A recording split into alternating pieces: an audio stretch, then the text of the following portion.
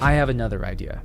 I find the contextual evidence of the Great Pyramid to be so puzzling that I've begun to wonder, and not in any kind of pseudoscientific or woo-woo way at all, I've begun to wonder if perhaps Khufu's body was never intended to be laid in the Great Pyramid. Sometimes in studying ancient cultures, you can look at the behavior and decisions made by younger generations to interpret the behavior and decisions made by the generations prior. What I mean by this is during the Middle Kingdom, we see a resurgence in the construction of pyramids as funerary monuments for divine kings.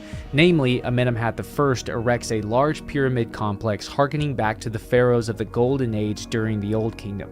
Unfortunately, because the techniques and maybe even the technology used to construct the old pyramids have been lost during the time of the collapse of the Old Kingdom, Amenemhat's pyramid was built of noticeably smaller stones and rapidly fell apart during antiquity. Furthermore, during excavations of his complex in the early 1900s, archaeologists discovered that the larger stones used in his complex were actually raised from various even more ancient temples bearing the names of Khufu, Khafra, Unas, all powerful pharaohs of the Old Kingdom. So we can see here a calling back to the ways of the Old Kingdom from pharaohs in the Middle Kingdom. And in here, we may be able to view things that are taking place in the Middle Kingdom that are actually inspired by traditions that were established in the Old Kingdom, but to us 5,000 years later are otherwise undetectable.